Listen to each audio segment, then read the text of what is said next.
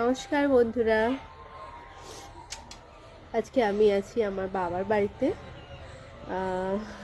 Time কাটছে না, তো চলো দেখা যাক মা কি রান্না করছে আজকে তার জামাইয়ের জন্য। চলো দেখা যাক।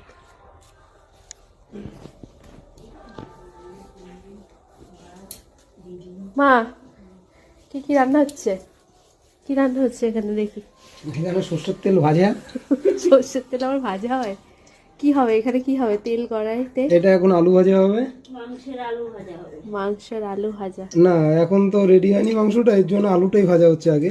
এটা কি এটা হচ্ছে মশলা, এটা ওটা হচ্ছে খালি বাটি।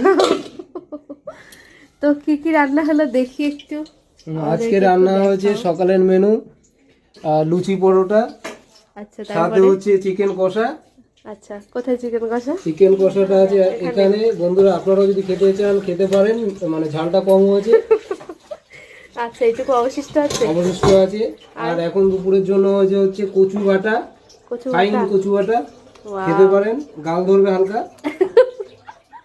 আর আছে হচ্ছে সেই রসা কষা, একদম পুরো শুকনো শুকনো কি এটা? শিম আলুর তরকারি। আচ্ছা আচ্ছা সিম। এটা হয়ে গেছে। আর এখন দুপুরে আরেকটা স্পেশাল জিনিস হয়েছে। এটা কি?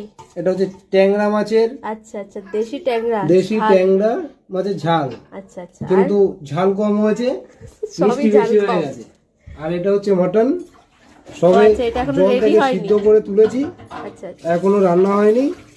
হাড় থেকে সব শ্বাস বেরিয়ে গেছে, মাংস নেই কিছুই। কে রান্না করছে, শাশুড়ি না জামাই? আর শাশুড়ি রান্না করছে আর জামাই ডিরেকশন ডিরেকশন দিচ্ছে। দিচ্ছে। একদম। আচ্ছা এই যে জামাই। হ্যাঁ। তো চলো দেখি। তেল তো শুকিয়ে গেছে। এ বাবা! দুটো খুন্তি কি দুজনের জন্য? একটা শাশুড়ি আর একটা জামাই? হ্যাঁ, আচ্ছা আচ্ছা যাক ভালোই হয়েছে।